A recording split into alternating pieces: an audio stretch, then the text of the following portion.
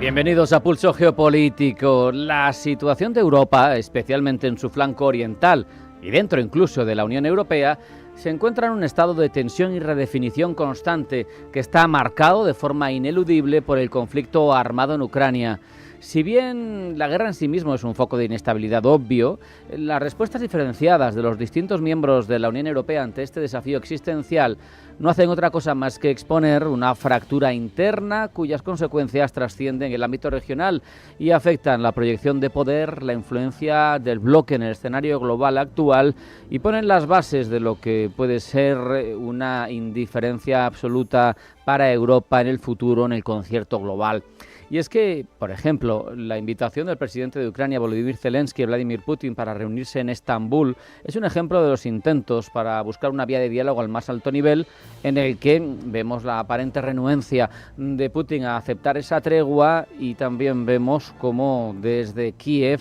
se lamentan por la recepción de su propuesta. Pero el hecho es que la mayoría de los Estados miembros no responden, en el caso de la Unión Europea, de una forma absolutamente consensuada a iniciativas, a circunstancias, a coyunturas como esta. Las posiciones de algunos de los países de Europa del Este se desmarcan notablemente en este consenso, generando fricciones, debilitando la capacidad de acción colectiva del bloque, y tenemos ejemplos claros como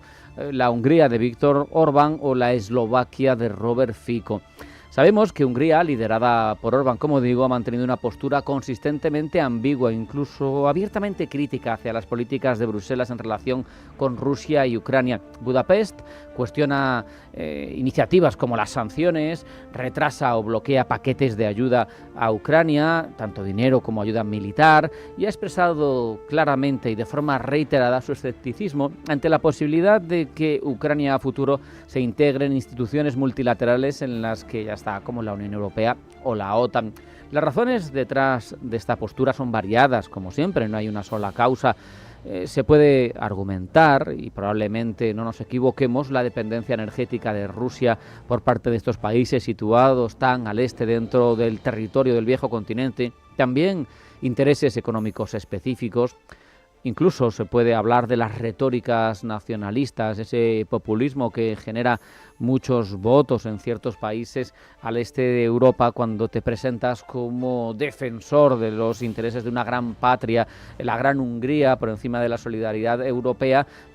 atrae más votos dentro del electorado húngaro que el hecho de apoyar o no,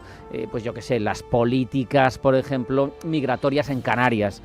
que es la frontera occidental muy lejana para un húngaro. Pero es que además hay cierta afinidad ideológica con ciertos aspectos del modelo de gobernanza de Vladimir Putin. Es, digamos, una cierta tendencia en la gobernanza de países hasta ahora democráticos el apostar por unos modos, desde luego, mucho más autoritarios y menos representativos. El caso de Eslovaquia, bajo el gobierno de Robert Fico, sin tener un recorrido tan largo como el de Hungría en estas afinidades pro-Moscú, ha visto cómo se intensificaba esa tendencia. El propio Robert Fico ha sido, de hecho, el único líder de un país de la Unión Europea presente en el desfile de la victoria de Moscú el pasado 9 de mayo. Y eso, sin duda, envía una señal clara e inequívoca de su deseo de acercamiento al Kremlin, de jugar a dos barajas. Ha habido protestas internas, ha habido amplio apoyo eslovaco de su ciudadanía, me refiero a la pertenencia a la Unión Europea, pero el hecho es que la retórica de Fico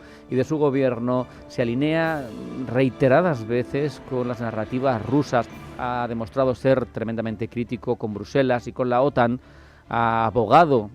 por restablecer relaciones normales con Rusia sin ningún tipo de sanción de por medio. Y muchos analistas, muchos expertos, otros líderes europeos entienden que no es una mediación genuina, que no es un intento de acercar las posturas entre la Unión Europea y Rusia como dos bloques políticos independientes y ahora mismo enfrentados, sino que es un favorecimiento de los intereses de Moscú. Y esto tiene consecuencias directas para Eslovaquia, que ahora mismo, le guste o no, y por elección propia, se mueve dentro de la lógica institucional de la Unión Europea. Ha sido relegada, ha sido excluida de distintas cumbres informales europeas, también de iniciativas tan relevantes a futuro como las de defensa colectiva. La coalición de dispuestos no lo ha tenido en cuenta, ha optado en cambio, sin embargo, por unirse a iniciativas de paz lideradas por actores que sabemos están también en el panorama global internacional, son poderosos, tienen razones que esgrimir, pero son lejanos a los intereses del resto de socios de Eslovaquia dentro de la Unión. Se ha unido en distintas iniciativas a China, se ha unido a Brasil. El hecho es que estas posiciones divergentes en la unidad de acción de la Unión representan un problema profundo y perjudicial, porque la política de la Unión debería basarse en un consenso sólido y se ve constantemente desafiada, socavada con esta necesidad de sortear objeciones que provienen de uno u otro socio. El hecho al final es que la Unión Europea no logra hablar con una sola voz y esto reduce su credibilidad drásticamente como actor internacional, reduce también su capacidad para liderar esfuerzos diplomáticos o de seguridad. Es cierto que hay otros países antiguos de la esfera soviética que tienen justo la posición contraria. Polonia, los países bálticos, tienen posturas duras, pero el hecho de que haya una fractura clara en el seno de la Unión Europea lo que nos deja es una conclusión sombría para las aspiraciones geopolíticas de la Unión Europea, sobre todo a futuro, porque en un sistema internacional que transita, lo sabemos, hacia un orden multipolar, donde la fuerza y la influencia se van a medir por la capacidad de que un gran bloque sea capaz de tejer una ordimbre de intereses comunes con otro gran bloque, es evidente que la desunión que ahora mismo enarbola la Unión Europea es un lastre estratégico insoportable. Superar esta fractura, armonizar visiones nacionales con una estrategia global europea, es básico y es existencial para la Unión si aspira a ser un actor geopolítico relevante a futuro, si no quiere ser un mero espectador o una víctima de un mundo en el que, partida en 27 trocitos, desde luego va a tener mucho menos que decir que como una sola institución supranacional que habla con una sola voz. Vamos a hacer un alto en el camino, primero en forma de mensajes publicitarios. A la vuelta sigue Pulso Geopolítico con los titulares de la información más relevante de la mañana que nos acerca Blanca del Tronco. No se vayan, continúa Pulso Geopolítico en Intereconomía.